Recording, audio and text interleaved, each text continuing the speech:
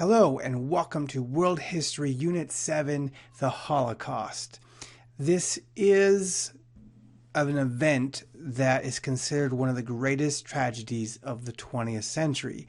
And considering that it happened during World War II, which in and of itself was a great tragedy, that's saying quite a bit. To understand why the Holocaust happened and what it was, we have to understand Adolf Hitler. Hitler believed that anyone that didn't fit his vision of a perfect race, known as the Aryans, was inferior. That means lesser than. That means not even human, less than human. And this included Polish, Russians, gays, non-whites, and especially it included Jewish people. He passed a set of laws called the Nuremberg Laws. These laws were very discriminatory towards Jewish in particular. It is very similar to some of the laws that were passed in the American South, the Jim Crow laws that forbade interracial marriage and things like that. It was even worse, though, because the Germans who were also Jews lost their citizenship. Furthermore, Hitler also ordered that they all be moved to ghettos, which were overcrowded, terrible areas to live in, the poorest areas of the cities that the Jews were living in. They were forced out of their homes, no matter how wealthy they were, and said, you have to live in these ghettos now. And then they built walls of barbed wire around to keep them corralled in their place. Herschel Greenspan was a Polish Jew living in Germany. Now, he and his family, they were Polish, but they were living in Germany because that's where their business was, and they'd been there for years. For him and his family members, this was the home that they knew. And then Hitler passed the Nuremberg Laws, kicking all Polish Jews out, all 12,000 of them. Distraught over the fact that his home was going to be taken away from him, his family would have nothing back in Poland. There was no business back there. It was here in Germany. He could not handle it. He lost it. He found his way into the Polish embassy in Germany, found one of the lead German diplomats, and assassinated him. Herschel was arrested and never heard from again. It's assumed that he was killed.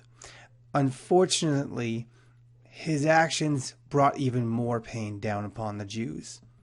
In retaliation, Hitler ordered the Night of Broken Glass, Kristallnacht. It was a massive attack on Jews throughout Germany on the night of November 9th, 1938, that went into the next day.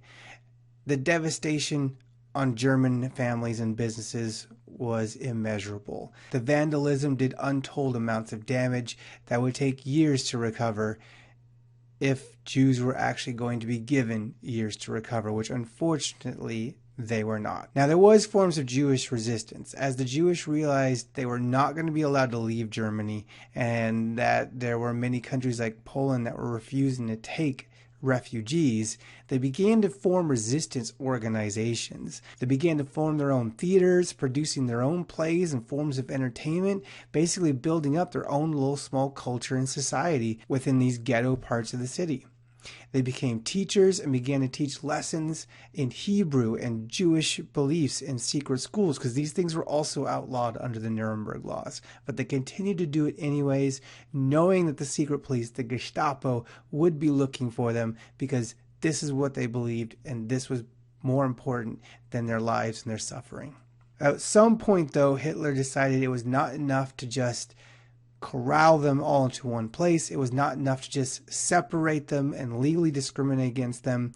At some point, he decided, and we're not exactly sure why, but he decided they should just die. Extermination camps equipped with huge gas chambers could kill as many as 6,000 people per day.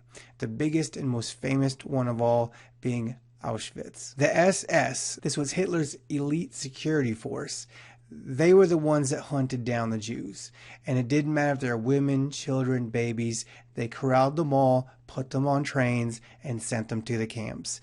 And eventually, that is where they would die. Now, they weren't all killed all at once, because that was actually impossible when you consider the millions and millions that were being sent to these camps. So they made them work as slaves, brutally, with almost no food, sometimes literally no food, while they waited to die. Now, they didn't know that they were being exterminated because they would do it kind of subtly, like take them to another part of the camp and just say, oh, well, you'll never see them again. They're in this other camp now. When really they were just exterminating them thousands per day. Now, of all the groups affected, the Jewish were the biggest, but it wasn't just them. Like I said before, anybody that was considered not Aryan, not the master race, including prisoners of war, Russians, Polish, disabled, Jehovah's Witnesses, gays, they were all sent there. Over 11 million people were killed during the Holocaust. Over 6 million of them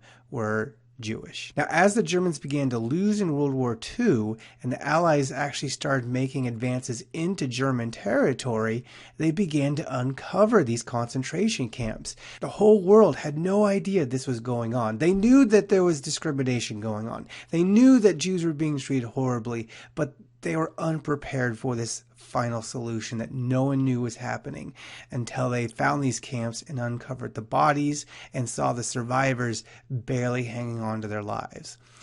During 1945 and 1946, after the war, an international military tribunal representing 23 nations put Nazi war criminals on trial in Nuremberg, Germany. They charged them with waging a war of aggression and committing crimes against humanity, in particular, the murder of 11 million people. 11 million non-soldiers were executed by the Nazis during the Holocaust. And that's all for this video. If you have any questions, please let me know in class. Thank you.